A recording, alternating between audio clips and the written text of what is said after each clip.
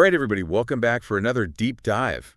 You ready to get into it? Absolutely. Let's go. Today, we're diving into the world of a creature that I bet you've heard before, but you might not actually know that much about it. Yeah. The true Washington native. Oh, yeah. One of our own. We're talking about the Pacific tree frog. A classic. Yeah, we're going to be looking at an excerpt on the Pacific tree frog and really try to dig into what makes this little amphibian so fascinating. Yeah, these deep dives are so cool because it's amazing what you can learn when you really start digging into something, even if you think you know it already.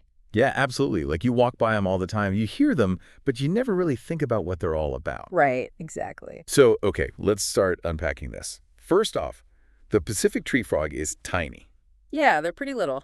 only like 1.5 to 2 inches long. Yeah. But don't let that size fool your eye.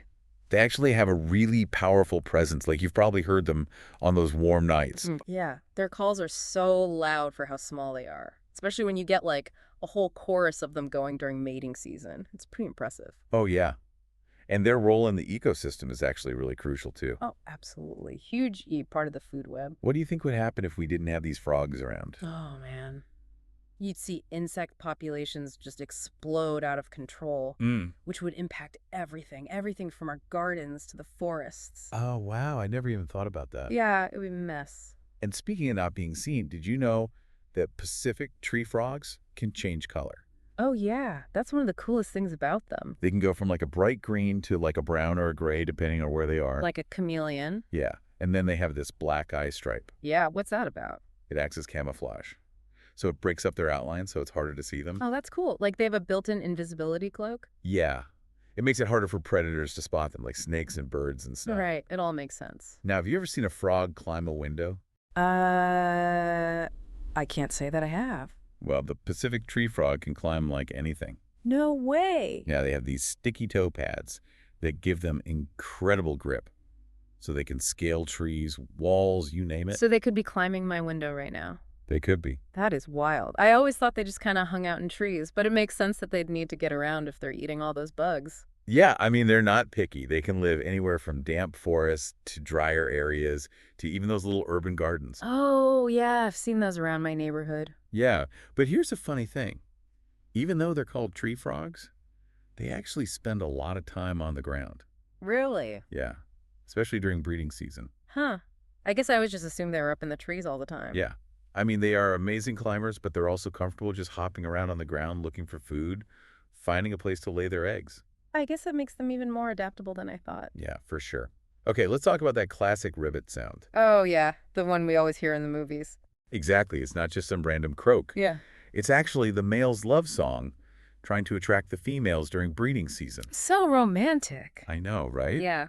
Imagine like a warm spring night and you hear a whole chorus of these little guys calling out, hoping to find a mate. Oh, that's kind of cute, actually. And then their life cycle. It's a total transformation. Oh, no, yeah, from egg to tadpole to frog. Can you imagine starting as a tiny egg laid in water and then hatching into a tadpole with gills and then eventually growing legs and lungs? It's like a whole different creature. Like a sci-fi movie. Totally. And remember how we were talking about those insects? Well, these little guys are crucial for keeping those populations in check. They eat tons of those pesky bugs that could be damaging crops and forests. Yeah, it's like a natural pest control. Exactly. But here's where things get a little bit concerning. Even though they are super adaptable, Pacific tree frogs are actually facing some serious challenges these days. Oh, no. Like what? Well, you know how we keep building and developing more and more land. Yeah. That's destroying their habitats. And then there's pollution from all those pesticides and chemicals. Oh, right. I bet that can't be good for them. And then, of course, there's climate change. Yeah, that seems to be affecting everything these days. But there's another big threat that's been really devastating to amphibians all over the world. It's called the chytrid fungus. The what? The chytrid fungus. It attacks their skin. Oh, that sounds awful. Yeah, and their skin is vital for breathing and regulating water. So it's like their lungs are being attacked. It can make them sick and even kill them. Wow. So even though they're really good at adapting, they're still really vulnerable. Yeah, and it makes you think, like, if this tiny frog that can climb windows and change color is having all these problems, what does that say about the rest of the environment? Yeah, that's a good point. I mean, they're a pretty common creature, but if they're struggling, it's a sign that something bigger is going on. So the next time you hear that ribbit on a summer evening, take a second to really appreciate the Pacific tree frog. Yeah, these little guys are tougher than they look. And maybe think about what you can do to help protect them and their environment. Absolutely. Thanks for joining us for this deep dive. And be sure to tune in next time for more fascinating explorations. See ya. Bye.